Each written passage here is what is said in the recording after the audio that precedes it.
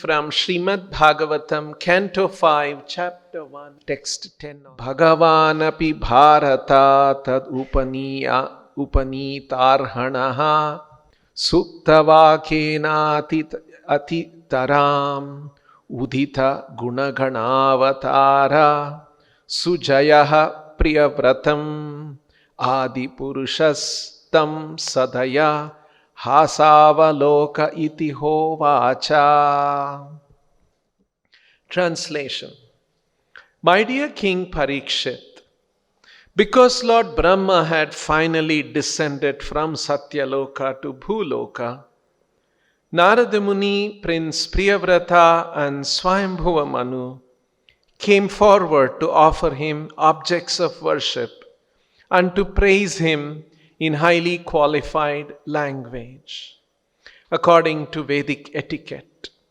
At that time, Lord Brahma, the original person of this universe, felt compassion for Priyavrata and looking upon him with a smiling face, spoke to him as follows. Purport by Srila Prabhupada.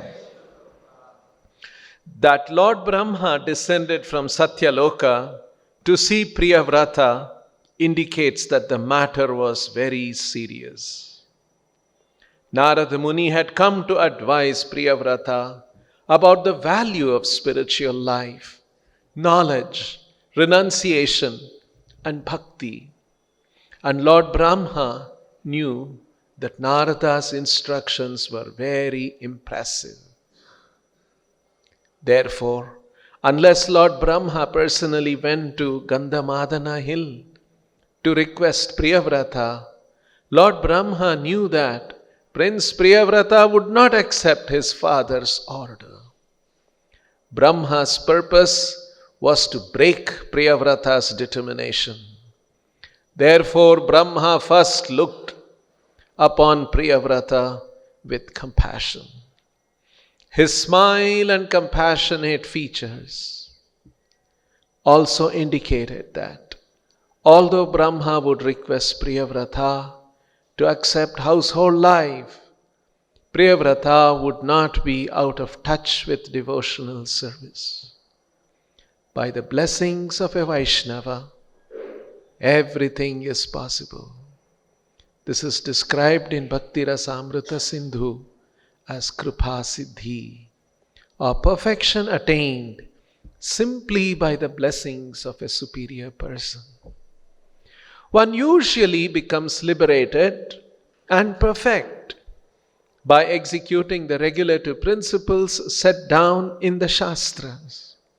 Nonetheless, many persons have achieved perfection simply by the blessings of a spiritual master or superior. Priyavrata was the grandson of Lord Brahma, and as joking competition sometimes takes place between grandson and grandfather, in this case also, Priyavrata was determined to remain in meditation, whereas Brahma was determined that he ruled the universe.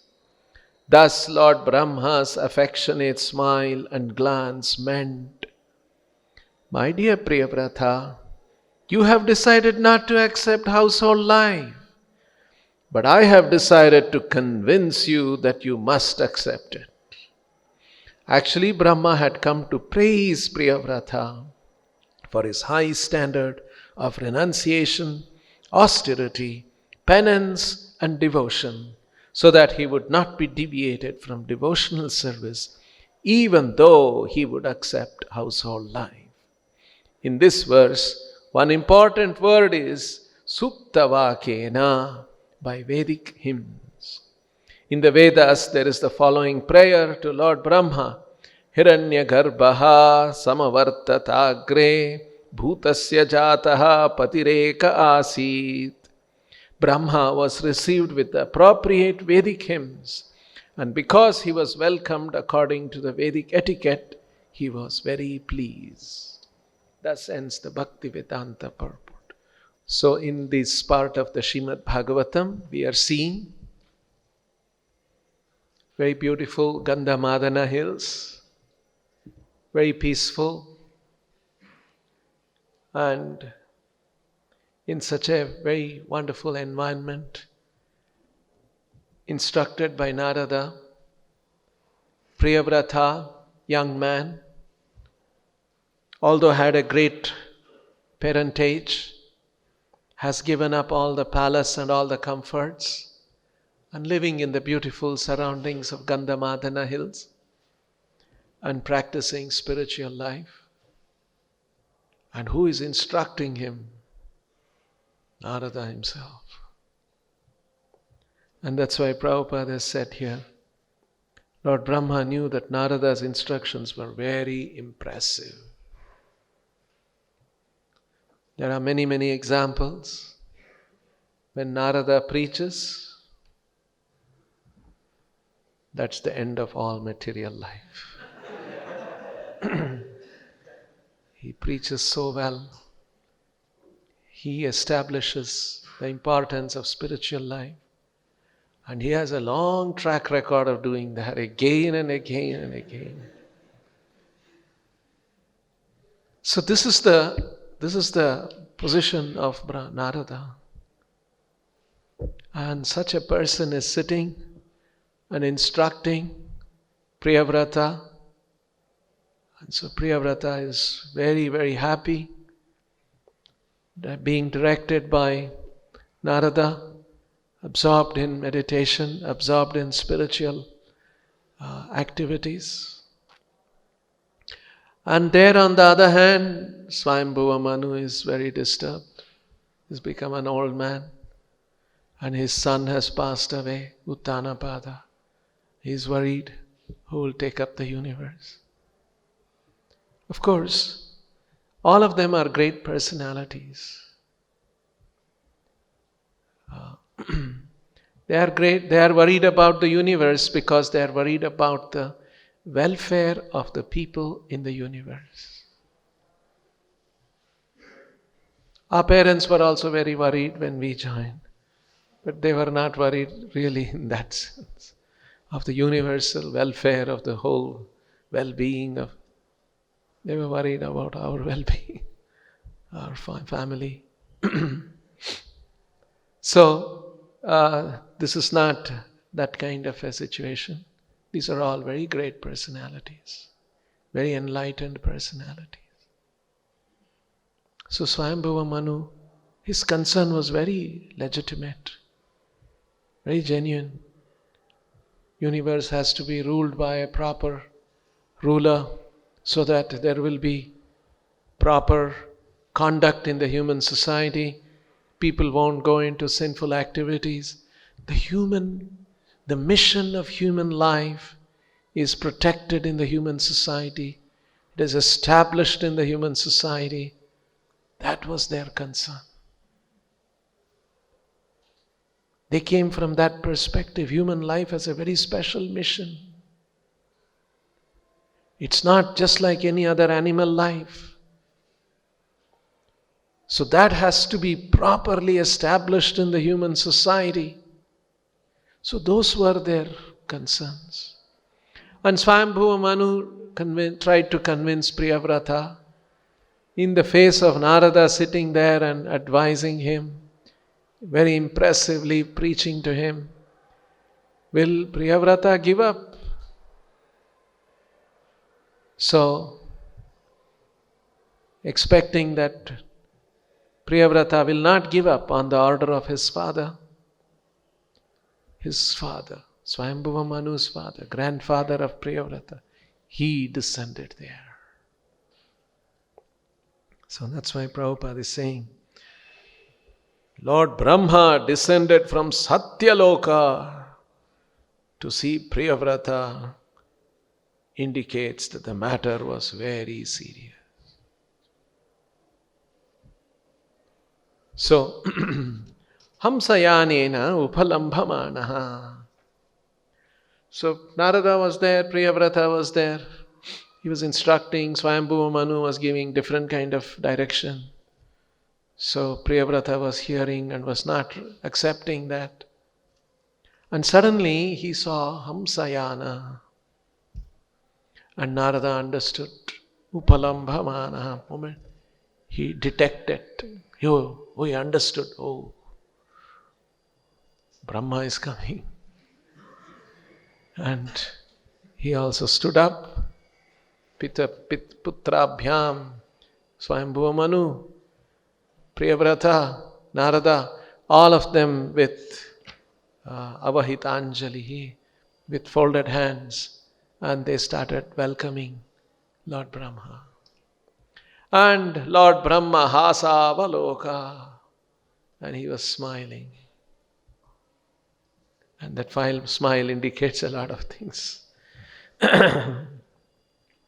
So he was smiling, and Prabhupada says, oh, Priyavrata, my dear grandson, okay, you have made up your mind. I have also made up my mind. Very nicely, Prabhupada is describing the dynamics that's going on here between grandson and grandfather. And Lord Brahma also is saying that, yes. Actually, it's very, very beautiful how Bhagavatam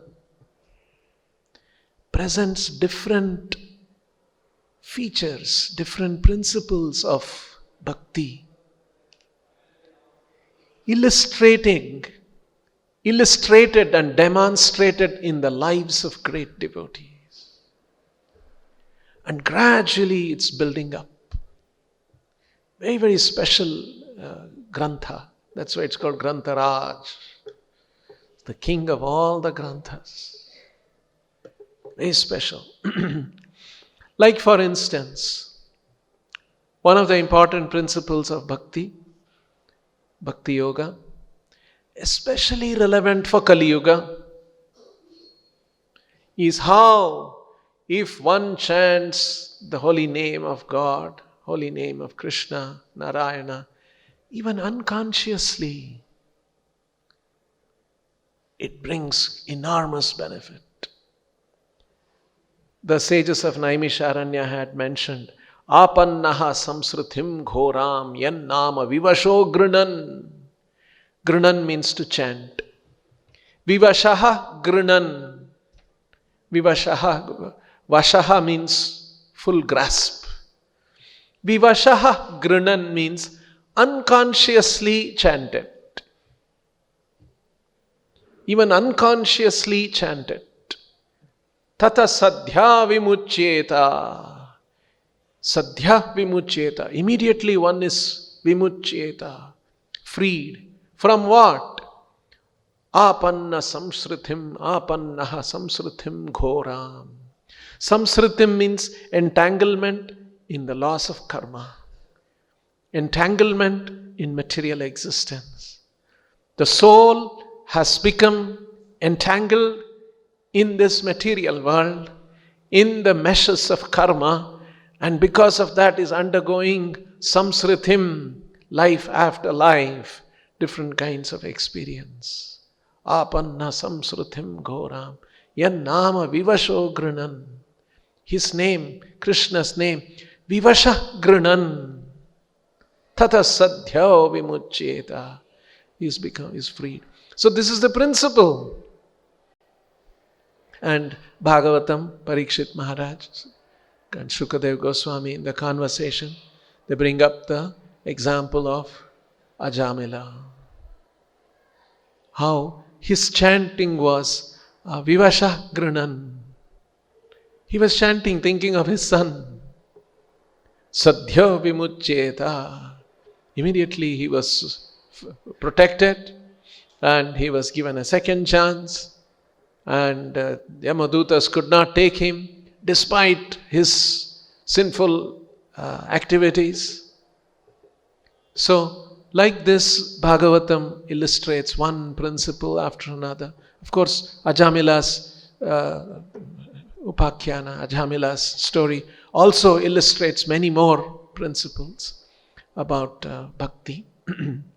Another example is how bhakti is the highest message of all Vedic literatures. This is another important principle.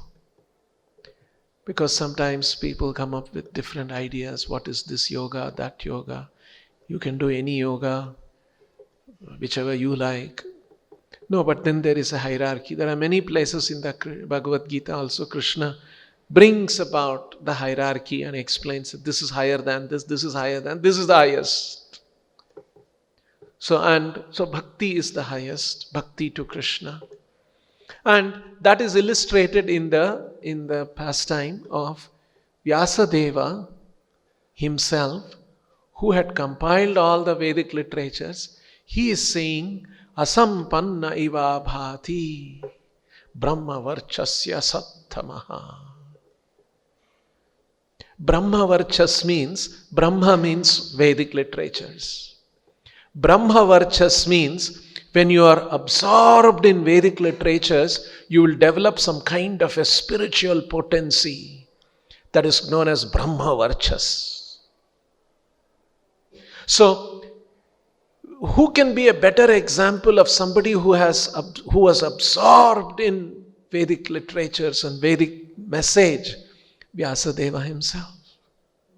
And so he is saying, Brahma varchasya sattamaha asampanna iva bhati. Asampanna means incompleteness. Some kind of not successful. I have not succeeded. Iva bhati. I am experiencing that. I am feeling that. Asampanna iva bhati brahma varchasya sattamaha. And I am feeling that somehow this is all incomplete. So at that time, Narada appears and Narada tells him that he must emphasize exclusive devotion and to Krishna and many other things. And that's how the Srimad-Bhagavatam comes about. Vyasadeva compiles the Srimad-Bhagavatam. So, like this, if we see carefully, many facets of devotional service, gradually how it is revealed in the Vedic literatures, in the different pastimes of the devotees. It's a very special, very extraordinary composition. That's why Chaitanya Mahaprabhu emphasized Srimad-Bhagavatam is most important.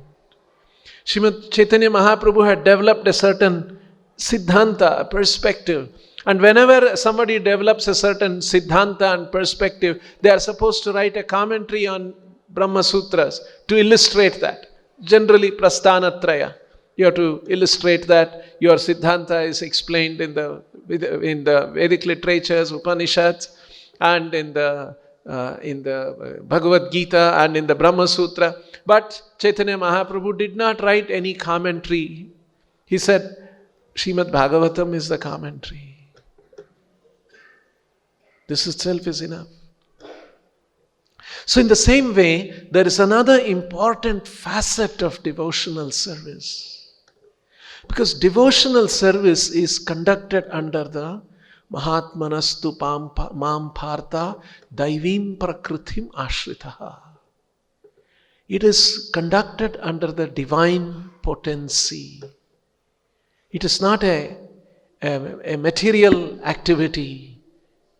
And hence, this devotional service, the development of bhakti in the heart of a devotee, in the manifestation of bhakti in the activities of a devotee, cannot be impeded by any material circumstance, because bhakti is transcendental. It is a state of consciousness, or a transcendental state of consciousness, and the activities are performed on that transcendental platform, and no material activities can impede. This is another important principle, apratihata bhakti. That's the nature of pure bhakti. And so Bhagavatam is illustrating that through the life, to the pastime of Priyavrata. Priyavrata, already situated on a transcendental plane, being instructed by Narada Muni, very well situated, as Prabhupada is saying here, about the value of spiritual life, knowledge, renunciation, bhakti, his standard of renunciation, austerity, penance, and devotion. All of this was extraordinary. And then he gives up this kind of a situation, enters the palace, marries two wives, has many children, rules the world. But his bhakti is not impeded. His devotional service is not impeded. It's not affected. So Bhagavatam is illustrating that. But then Prabhupada is pointing out something very important in this purport. For all of this to happen, there's one important operating principle. And that is, if one is conducting one's life according to the orders of the superiors. And that is what is happening here. Priyavrata is changing his situation from being in the serene, spiritually surcharged atmosphere of Gandhamadana hills, and he is now going to enter the royal, aristocratic dwelling in a palace as a king, as an emperor. He's going to be surrounded by power and opulence and family and children and all of that. But he's doing that on the order of superiors like Lord Brahma and Swayambhuva Manu. So that is the important principle that's Prabhupada is saying here. Therefore, unless Lord Brahma personally went to Gandhamadana hill to request Priyavrata, Lord Brahma knew that Priyavrata would not accept his father's order. Brahma's purpose was to break Priyavrata's determination. It looks like, why is they doing that? Therefore, Brahma first looked upon Priyavrata with compassion. There was compassion in Brahma's mood. His smile and compassionate features also indicated he was smiling and he was compassionate, indicated that although Brahma would request Priyavrata to accept household life, Priyavrata would not be out of touch with devotional service. If you remember, in the very first verse of this chapter, the way Shukadev Goswami, Parikshit Maharaj explains about grahastha life, about household life. Household life is karma bandha moolaha and parabhavaha. Karma bandha moolaha. It is the source of karma bandhana, and parabhavaha is the one which defeats the human mission of life. That was the first question Priyavrata asked, Parikshit asked. Priyavrato bhagavata atmaramaha katham mune grihe aramatayan moolaha karma bandha parabhavaha. Grihe is karma bandha moolaha and parabhavaha. Katham mune grihe aramata. How did he accept? So this is the position, and so Lord Brahma is very compassionate, he is smiling, and he has come to break the determination of Priyavrata. But he is also going to assure him that you will not be free, bereft of devotional service, even if you have to follow this. How this can happen? And that is why Prabhupada is writing here. Priyavrata would not be out of touch of devotional service. By the blessings of a Vaishnava, everything is possible. This is the high point of this purport. It is by the blessings of a Vaishnava, everything is possible. This is described in Bhakti Rasamrita Sindhu as Krupa Siddhi, a perfection attained simply by the blessings of a superior person. You see how nicely Prabhupada writes here? One usually becomes liberated and perfect. If you want to become liberated is not the final thing. After liberation, there is another thing called perfection. Yatatam api siddhanam. There is something beyond becoming perfected, beyond becoming liberated, and veti tattvataha, to know Krishna. And that is perfection. So, one usually becomes liberated and perfect by executing the regulative principles set down in the Shastras. This is the normal method. Shastras have many regulations, and one should follow that. And by following that, one will gradually become purified and will become liberated and will become perfect. Nonetheless, many persons have achieved perfection simply by the blessings of a spiritual master or superior, and this is called Krupa Siddhi. So, this is the Priyavrata is being blessed by Lord Brahma.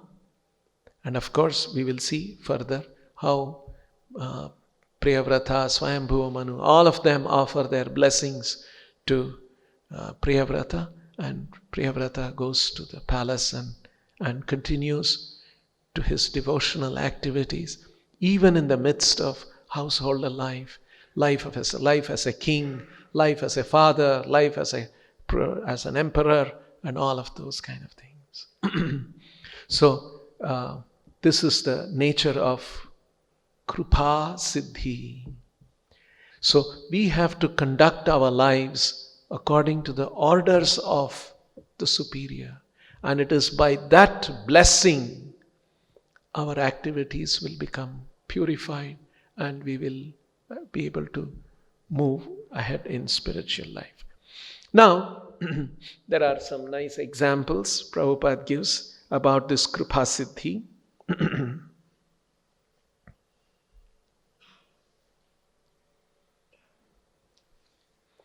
Now, Krupa Siddhi,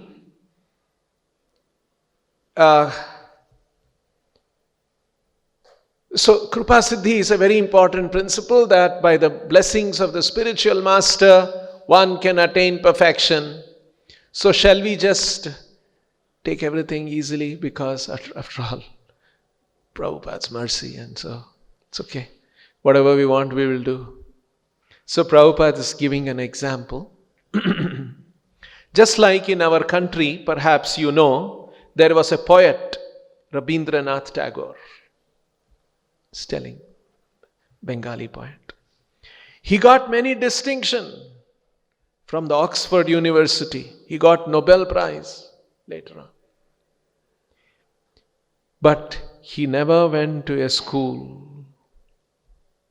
But he got the title Dr. Rabindranath Tagore.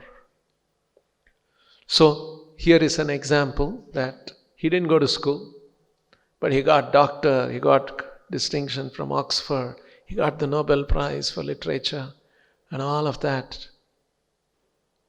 So then Prabhupada is saying, and if you think that I shall also get doctorate without going to a school, that is foolishness. You see? That is special. Similarly, don't try to imitate. Follow the general course, sadhana siddhi. The regulative principles you must follow as instructed in the Shastra. It is not that we can get away saying that, no, I will also get from Oxford, I'll also get that. I'll just not go to school. A student cannot say that. He has to go through the school. So, this is and at the same time we must expect and anticipate the special blessings. Not by our own sadhana we will be able to perfect our sadhana, that and I will achieve perfection. it will be by the blessing of the spiritual master. There's another interesting example that Prabhupada quotes here.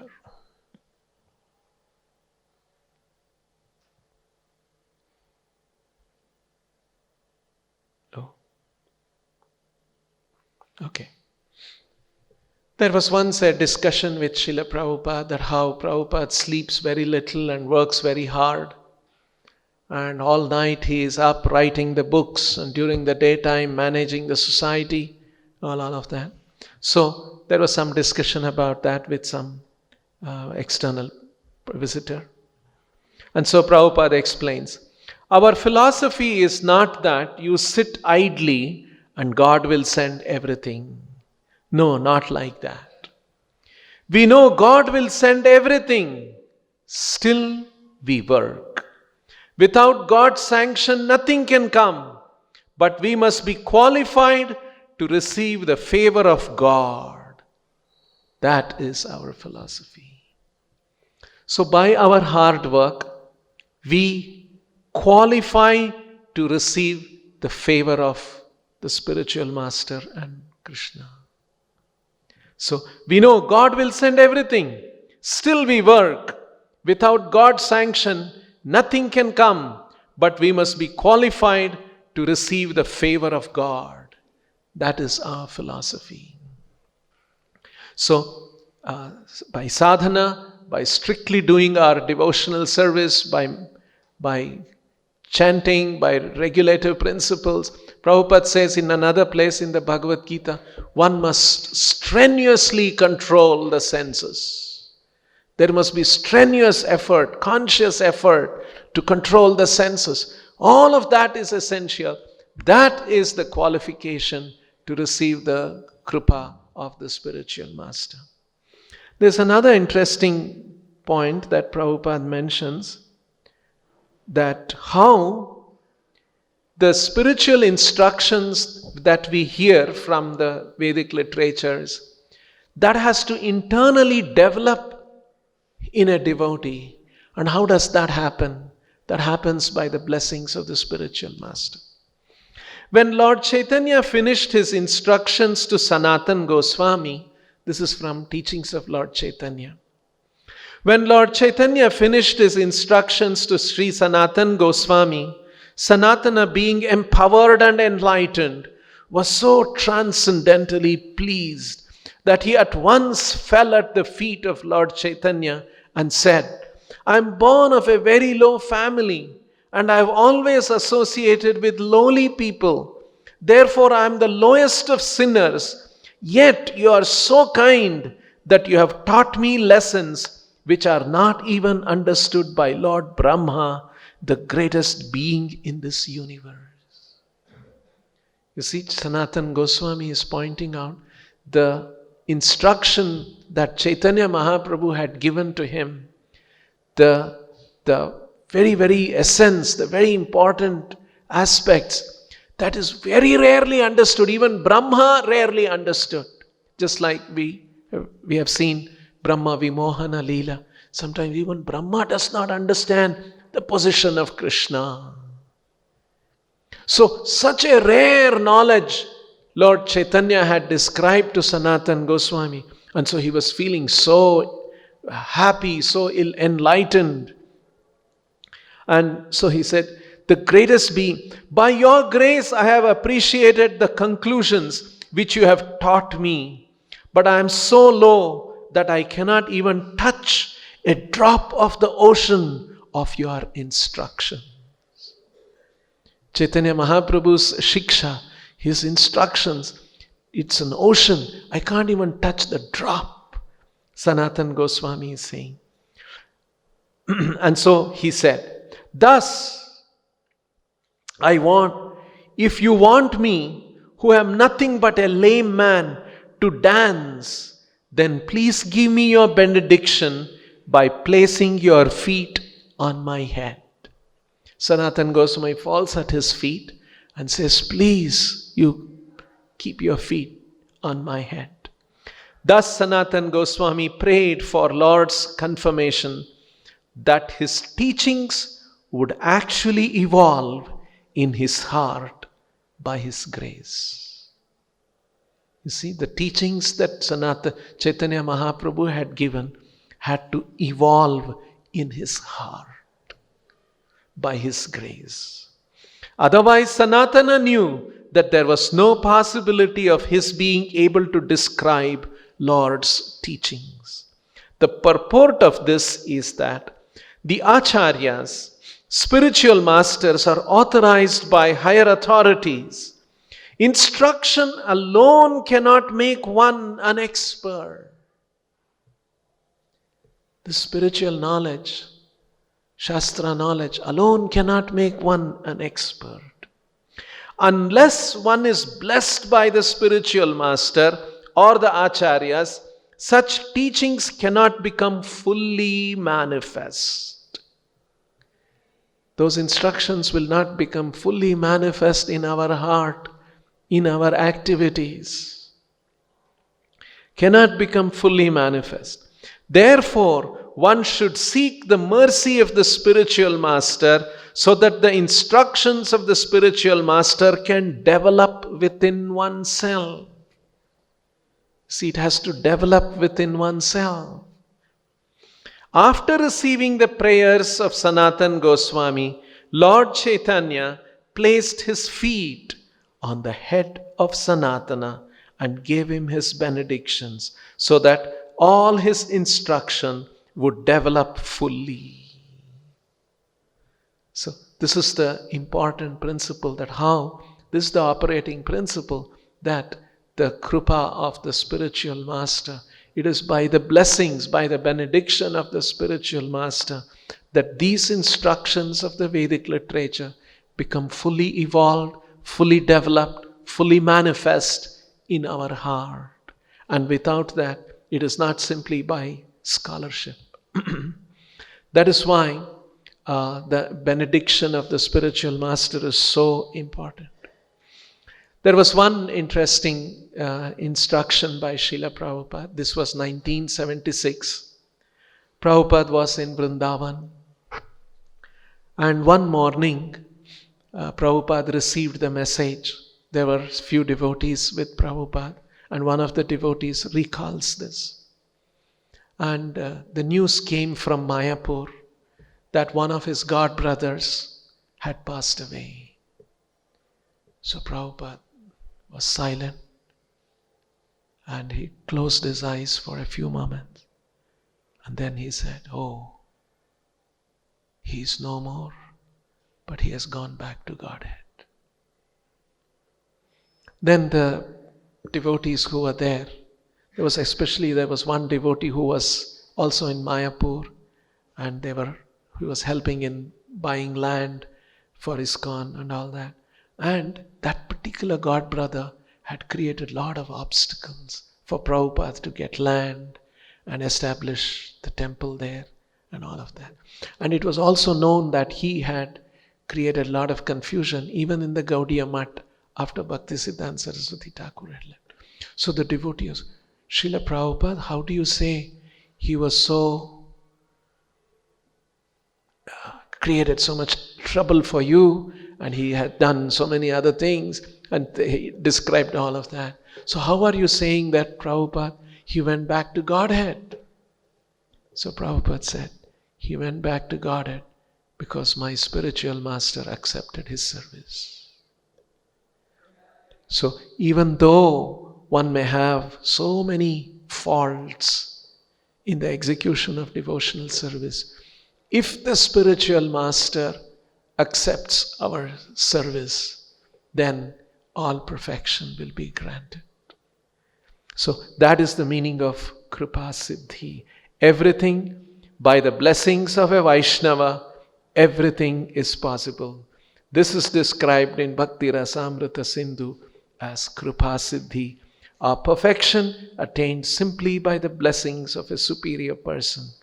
One usually becomes liberated and perfect by executing the regulative principles set down in the Shastras. Nonetheless, many persons have achieved perfection simply by the blessings of a spiritual master or superior. So this is another important principle that is being demonstrated in the pastime of Priyavrata. We'll stop here. Grantaraj Srimad-Bhagavatam ki. Srila Prabhupada ki. Hare Krishna. Subscribe to our channel and press the bell icon to never miss any updates.